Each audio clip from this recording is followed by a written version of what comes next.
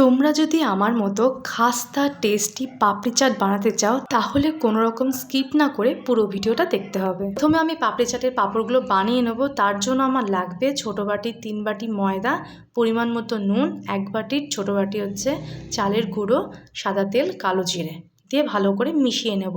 তারপরে ঠিক যখন এরকম অবস্থায় চলে আসবে তখন আমি জল দিয়ে মেখে 2 ঘন্টা মতো রেখে দেব। 2 ঘন্টা পরে চলে এসেছি। এবার এটাকে ছোট ছোট ডো করে গোল করে বেলে নেব। তার মধ্যে একটা কাঁটা চামচের সাহায্যে এটাকে একটু ফুটো ফুটো করে দিতে হবে যাতে এটা ফুচকার মতো ফুলে না ওঠে। এরপর গোল গোল করে কেটে নিতে হবে। আমি এখানে গ্লাসের সাহায্যে গোল করে কেটে নিয়েছি, তোমরা যে কোনো কিছু দিয়ে গোল করে কেটে নেবে। এরপর কড়াই বসিয়ে সাদা তেল দিয়ে তেলটা যখন গরম হয়ে যাবে তখন লো ফ্লেমে আমি এগুলো ভেজে নেব।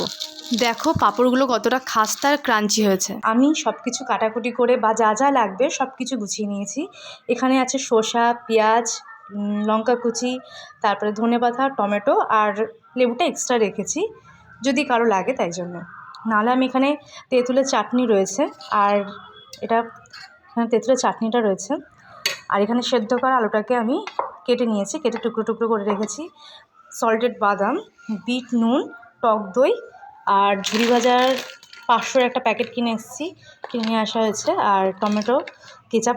পাপড়ি চাট বানানোর জন্য প্রথমে একটা প্লেটের মধ্যে পাঁপড়গুলোকে সাজিয়ে সেদ্ধ করা আলু, শসা, টমেটো, পেঁয়াজ, তারপরে কাঁচা লঙ্কা, ধনে পাতা কুচি, তারপরে ঝুরি ভাজা বাদাম, আর এদিকে দিচ্ছি তেঁতুলের চাটনি, টমেটো সস আর টক দই আর অল্প বিট নুন। তাহলেই তৈরি হয়ে যাবে আমাদের টেস্টি লোভনীয় পাপড়ি চাট। অবশ্যই তোমরা একবার বাড়িতে বানিয়ে দেখো, আর ভিডিওটা ভালো লাগলে লাইক করো, শেয়ার করো, কমেন্ট করতে ভুলো না। আর যারা সাবস্ক্রাইব করোনি অবশ্যই সাবস্ক্রাইব করে দিও।